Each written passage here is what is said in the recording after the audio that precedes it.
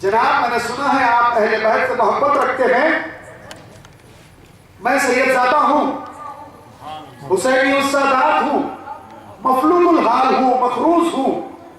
جو میں نے انعام کی جو ہے رقم دیکھی تو سمجھ میں آیا کہ اگر یہ مل جاتی ہے تو میرا قرضہ پھٹ جاتا ہے. اسی لیے آپ سے لڑنے کے لیے آیا، ورنہ کشتی اور اس کشتی کے فن سے میرا کوئی تعلق نہیں. جیسے ہی اس شاہی پہلوان نے سنا، ایک جھرجھری سے لی، کانپ اٹھے، رنگ میں تغیر آ گیا. بڑے گورے گھٹے سرخ سفید تھے. جیسے ہی یہ بابت سنی، رنگ پیلے پڑنے لگ گیا. بہرحال کشتی کا وقت آیا، نقارے بجنے لگے، دونوں پہلوان ایک دوسرے کے آمنے سامنے آ گئے. جب کشتی شروع ہوئی اور دونوں پہلوان آپس میں گتھا گتھا ہو گئے، اچانک شاہی پہلوان نے ایک داؤ چلی، مگر ایسا لگا جیسا کہ مد مقابل میں جو سید زادے تھے انہوں نے کوئی داؤ لگا دی ہو، اور شاہی پہلوان ہوا میں اڑ کے نیچے گرتے ہیں اور یہ دوسرے جو پہلوان سید زادے یہ ان کے سینے پر سوار ہیں.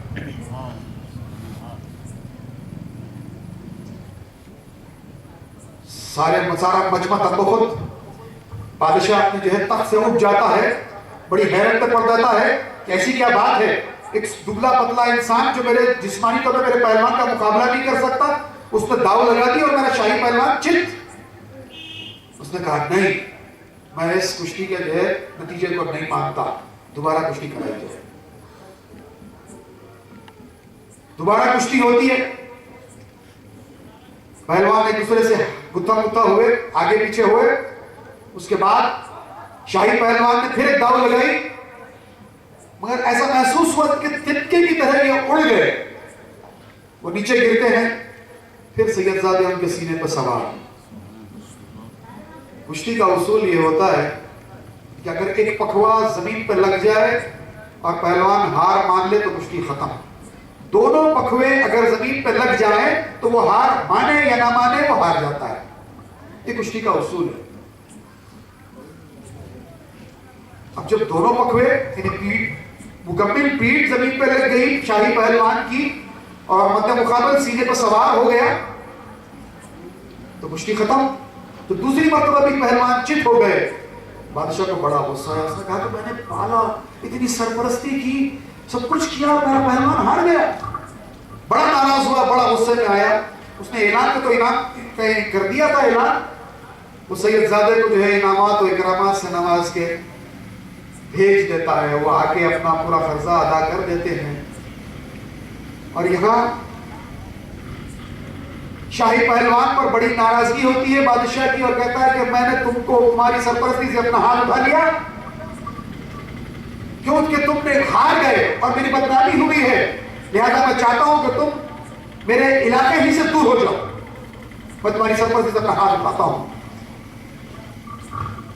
بڑے غمزدہ ہوئے شاہی پہلوان، بڑے افسردہ گھر لوٹے، اپنا سامان سمیٹا اور چلتے بنے. راستے میں ایک جگہ تھک کے رک جاتے ہیں اور بے اختیار آسمان کی طرف نگاہ اٹھا کے آنکھوں سے آنسو چھلک جاتے ہیں اور بے اختیار پکار اٹھتے ہیں، یا رسول اللہ اغثنی اغثنی اغثنی. اور پھر تڑپ کے کہتے ہیں، یا رسول اللہ آپ نے یہ کہا تھا کہ میں اہل بیت کو اور قرآن کو چھوڑا جا رہا ہوں، جنہوں نے ان کو تھام لیا وہ سیدھے راستے پر رہے. میں نے اسی عظمت کے خیال سے اس سید زادے سے خود چت ہو گیا، ایسی داؤ چلی کہ میں نیچے ہو جاؤں اور وہ میرے اوپر ہو جائیں.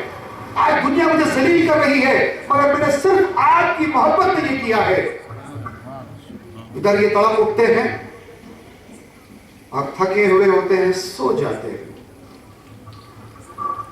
جسم سوتا ہے، قسمت جاگ جاتی ہے. خواب میں دیدار نبی کریم صلی اللہ علیہ وسلم سے مشرف ہوتے ہیں. آقا ہے تو جہاں صلی اللہ علیہ وسلم ان سے یہ فرما رہے ہیں، اے جنید تمہارے اس عمل سے میں خوش ہوا ہوا. تم نے میرے اہل بیت کی محبت میں اپنے آپ کو دنیا کے سامنے ذلیل کیا ہے. آج میں اس رب عظیم کی قسم کھا کے کہتا ہوں کہ تم نے جو میرے اس حکم کی تعمیل میں یہ کیا ہے کہ اللہ رب العزت تم کو اتنی عزت اور عظمت عطا فرمائے گا کہ رہتی دنیا تک تمہارا نام رہے گا. یہ وہی حضرت جنید بغدادی علیہ رحمت و رضوان ہیں جو حضور غوث پاک کے شیوخ میں ہیں. سلسلے قادریہ عالیہ کے بڑے عظیم شیوخ میں آپ کا شمار کیا جاتا ہے.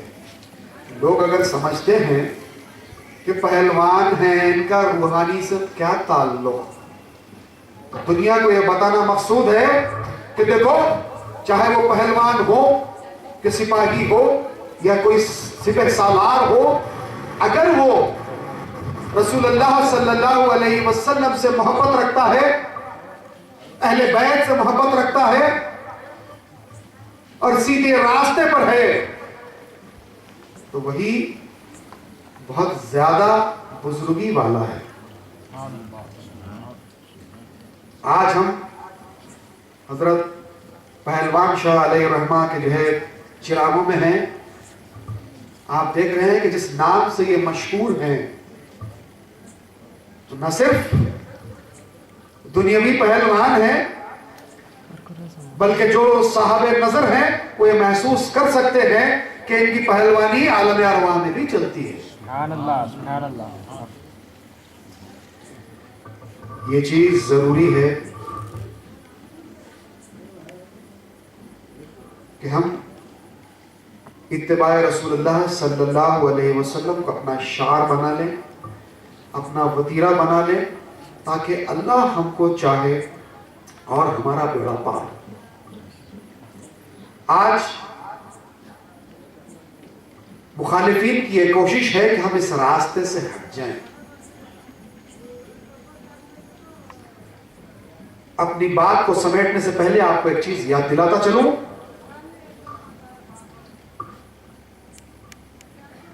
کہ جو محفل سماع یا قوالی کا جو اہتمام ہوتا ہے، یہ سلسلے چشتیہ میں بڑی اہمیت رکھتا ہے. بلکہ خواجگان چشت نے اس کو نفل عبادت کا مقام دیا ہے. بلکہ مکیمیہ حضرت علیہ رحمت و رضوان نے اپنی تعلیمات میں یہ لکھا ہے کہ اگر کوئی تہجد گزار قوالی سنتا ہے تو اس کے روحانی درجے بلند ہوتے ہیں، سبحان اللہ، سبحان اللہ. مگر اس کے لیے کچھ لوازمات ہیں.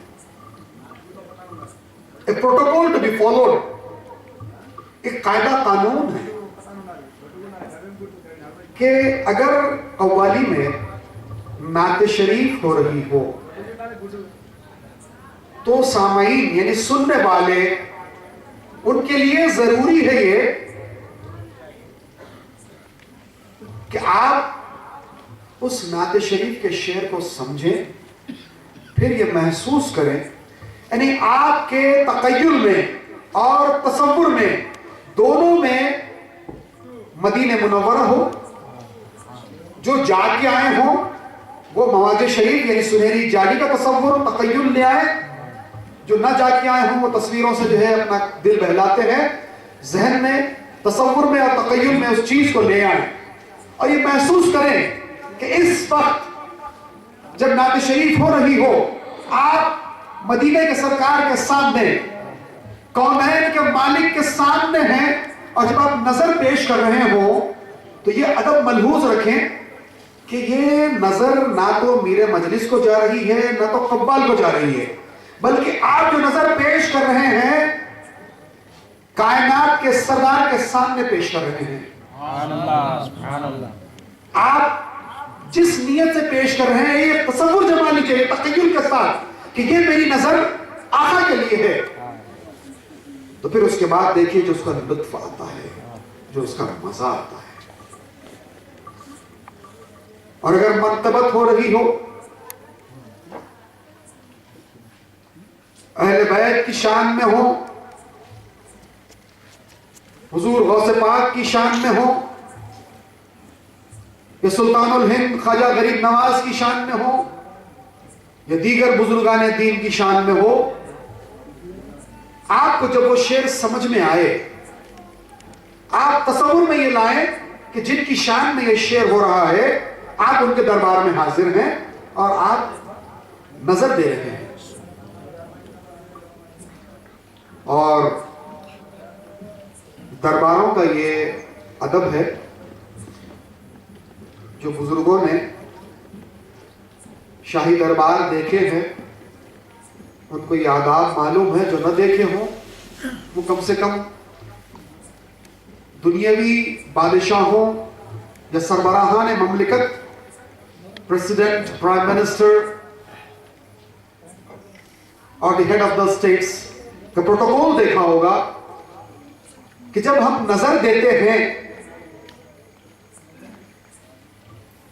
خیرات دی جاتی ہے چھپا کے، حکم ہے، نظر دی جاتی ہے ادب سے پیش کر کے۔ تو جب ہم نظر دے رہے ہوں تو یہ تصور جما لیجئے کہ ہم اس دربار میں ہیں یا نہیں۔ جس دربار میں ہم نظر پیش کر رہے ہیں ان کے سامنے ان کا جو ہے وہ مقام ذہن میں رکھیے کہ اگر واقعی حضور غوث پاک یہاں تشریف فرما ہو تو ہم کس انداز سے پیش آئیں گے۔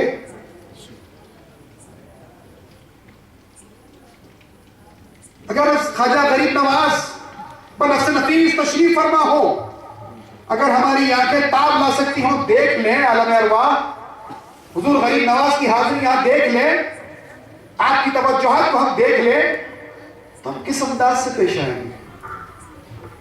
لازم ہے کہ ہم ادب سے ان کا مقام ذہن میں رکھ کے، اس لیے کہ ایسا ہوتا ہے جو ناواقف ہیں وہ حضرات بند مٹھی نظر لے آتے ہیں، مگر سلسلہ چشتیہ کے اندر یہ قاعدہ ہے کہ آپ نعت شریف سن رہے ہو تو تصور اور تخیل میں جو ہے نبی کریم صلی اللہ علیہ وسلم کا دربار ہو، منقبت اگر سن رہے ہو تو جن کی بھی منقبت سنی جا رہی ہے ان کا دربار ذہن میں ہو، اس کے بعد نظر پیش کی۔ اور کبھی ایسا ہوتا ہے کہ بعض اشعار آپ کے دل کو چھو جاتے ہیں، اس وقت آپ کی جو کیفیات ہوتی ہیں یا جو آپ کے دنیاوی معاملات چل رہے ہوتے ہیں ان سے کچھ معاملہ جو ہے اشعار کا مل جاتا ہے، وہ ایسا معلوم ہوتا ہے کہ وہ شعر صرف آپ ہی کے لیے آج پڑھا جا رہا ہے، آپ کا دل تڑپ اٹھتا ہے۔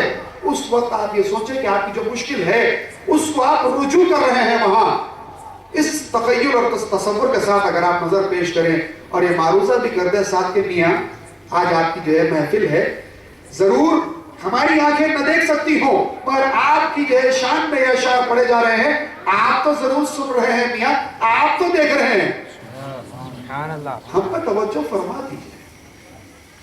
جب ہم ان خیالات اور ان تصورات کے ساتھ محفل میں ہم اپنی حاضری جو ہے رکھتے ہیں تو نہ صرف کیفیات بدل جاتی ہیں، مزہ دوبالا ہو جاتا ہے، بلکہ ہمارے درد کا درما ہو جاتا ہے، ہماری مشکلات کے حل کا جو ہے ایک بہانہ بن جاتا ہے۔ اس لیے کہ یہ روحانی معاملات نسبت سے تعلق رکھتے ہیں اور الحمدللہ سنی اور عقیدہ لوگ نسبت والے ہوتے ہیں، اس لیے کہ ایک چھوٹی سی مثال ہے کہ اگر آپ گھر میں کپڑا خرید کے لائیں اور اس کپڑے سے آپ اپنے گھر کے پردے بنائیں یا کچھ اور بنائیں، اس میں سے اگر کچھ کپڑا بچ جاتا ہو اور اچھا آپ کو لگتا ہو، آپ اس خیال سے وہ کپڑے کو روک لیتے ہیں کہ اس سے قرآن شریف کا جزدان سیئیں گے۔ جیسے ہی آپ نے اس کپڑے کو قرآن شریف سے نسبت دے دی، آپ کے خیال میں یہ آ گیا کہ یہ کپڑے سے قرآن شریف کا جزدان سلنا ہے، اس کپڑے کی عظمت بڑھ جاتی ہے۔ اب آپ اس کپڑے کو نیچے نہیں ڈالتے، اس کپڑے کو آپ کہیں پھینکتے نہیں ہیں، اٹھا کے اوپر رکھ دیتے ہیں، صرف آپ نے خیال کیا ہے کہ اس سے جو ہے جزدان سلنا ہے، ابھی سلا نہیں ہے، ابھی قرآن شریف اس میں آئی نہیں ہے، پر اس کو نسبت ہو گئی ہے قرآن شریف سے، تو وہ کپڑے کی بزرگی بڑھ جاتی ہے۔ ہم تو انسان ہیں، کلمہ گو ہیں، آقا کو ماننے والے ہیں، آقا کے چاہنے والے ہیں، آقا کے چاہنے والوں کے غلام ہیں۔ ہم اپنی نسبت کو اگر مضبوط کر لیں، پھر دیکھیے آپ کو بھی لوگ عزت کی نظر سے دیکھنے لگتے ہیں، اور آپ کی نسبت مضبوط ہو۔ اگر آپ کسی کے ہاتھ پہ بیعت کیے ہوں، آپ کی کوئی شیخ ہیں، تو آپ شیخ سے ایسی محبت رکھیں جیسے نائب رسول سے رکھتے ہیں، اس لیے کہ آپ کے شیخ آپ کے نائب رسول ہیں، یہ نیابت کر رہے ہیں، آپ کی بیعت انہوں نے لی ہے آقا کی نسبت سے۔ صحیح بیعت جو ہوتی ہے وہ آقا تک پہنچاتی ہے، آقا اللہ سے ملاتے ہیں، کوئی اور نہیں ملاتا، کوئی اور دعویٰ نہیں کر سکتا۔ اس لیے کہ اگر آپ سے کوئی کہے کہ میں آپ کو ایم ایل اے سے ملاتا ہوں، ایم پی سے ملاتا ہوں، منسٹر سے ملاتا ہوں، سی ایم سے ملاتا ہوں، گورنر سے ملاتا ہوں، یہ دعویٰ وہی کر سکتا ہے جو ان کو جانتا ہے، ان کے دربار میں جس کی رسائی ہے، اور اللہ رب العزت کے دربار میں صرف آقا کی رسائی ہے، کسی اور کی نہیں۔ جہاں مولا ہے وہاں تک صرف سرکار دو عالم صلی اللہ علیہ وسلم کی رسائی، کسی اور کی نہیں۔ اللہ کو جنہوں نے دیکھا وہی دعویٰ کر سکتے کہ میں ملا سکتا ہوں، میں وہاں تک پہنچاتا ہوں۔ جنہوں نے دیکھا ہی نہ ہو وہ کیا دعویٰ کر سکتے ہیں؟ تو بہرحال اگر آپ کسی سلسلے میں بیعت رکھتے ہو تو ضرورت اس بات کی ہے کہ اپنے شیخ کا تصور جمائیں، ان کی موجودگی کو محسوس کریں، ادھر اپنے آپ کو متوجہ کریں، اور اتنی محبت ان سے رکھیں جتنی آپ ایک نائب رسول سے رکھنے کی استطاعت رکھتے ہیں۔ اگر ان کا کوئی مخالف ہے تو وہ آپ کا مخالف، اگر ان کا کوئی دشمن ہے تو آپ کا دشمن، اگر ان کو کوئی گالی دیتا ہے تو آپ اسے بھڑ جاتے ہیں، اس لیے کہ اگر واقعی کوئی نائب رسول آپ کے سامنے ہو، اگر ان کو کوئی غلط کہے تو آپ برداشت کر سکتے ہیں؟ نہیں کر سکتے۔ تو اپنے شیخ کو اس مقام پہ دیکھیے، پھر اس نسبت کو اپنے کام میں لائیے۔ نسبت بڑے کھیل کھیلتی ہے، نسبت مضبوط ہو انہونی بھی ہونی ہوتی ہے، نسبت کمزور ہو تو ہونی بھی انہونی ہو جاتی ہے۔ Which is not possible will be made possible, and which is really possible becomes impossible۔ ضرورت اس بات کی ہے کہ ہم اپنی نسبت کو مضبوط رکھیں، اپنے شیخ سے اپنا تعلق جوڑے رکھیں۔ آج کے اس زمانے میں جہاں سائنس نے بہت ترقی کی ہے، در حقیقت ترقی نہیں کی ہے بلکہ انکشافات کر رہی ہے، جو آج سے 1400 سال قبل سرکار دو عالم صلی اللہ علیہ وسلم نے فرما دیا، یہ اس کو آج آپ کے سامنے پروف کے ساتھ پیش کر رہی، اسی کو سائنس کہتے ہیں۔ سائنس کوئی نئی چیز نہیں بتا رہی ہے آپ کو۔ آج ہم دیکھ رہے ہیں انٹرنیٹ کا راؤٹر ہے، آپ اس سے کنیکٹ کرتے ہیں اپنے آپ کو، آپ دنیا سے منسلک ہیں۔ یہ تو زمانہ وائرلیس کا ہے، وائی فائی۔ آپ کنیکٹڈ ہیں، آپ اپنے موبائل سے کنیکٹڈ ہیں، تو آپ موبائل پہ دیکھتے ہیں۔ آپ دنیا کے کسی کونے میں شاید کوئی چیز ہو، آپ دیکھنا چاہ رہے ہیں، آپ جی پی ایس سسٹم کے اوپر آپ کنیکٹ کیجئے، آپ کو وہ چیز نظر آ جائے۔ آج سائنس ان چیزوں کی جو ہے پروف آپ کو دے رہی ہے، مگر آج سے 1400 سال پہلے سرکار دو عالم صلی اللہ علیہ وسلم نے یہ سکھا دیا۔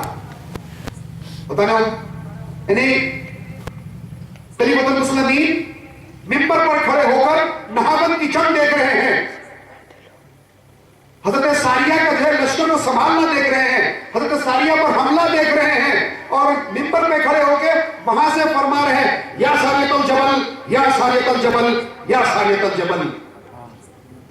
آج ہم دیکھتے ہیں کہ موبائل کے اوپر ہم کنیکٹ ہو کے کہیں بھی کچھ ہو رہا ہے تو رپورٹ کرتے ہیں، بلکہ اب جو نیا طریقہ آ گیا ہے 3G، جس کا جو ہے آپ جو ہے 2G 3G کا جو آپ جو ہے اسکیم سن رہے ہیں، اس کی خصوصیت یہ ہے آپ اپنے موبائل سے کنیکٹ کیجئے، اگر آپ کا ویڈیو کنیکشن ہوتا ہے امریکہ میں یا دنیا کے کسی کونے میں کوئی اور بیٹھا ہو، اس سے کنیکٹ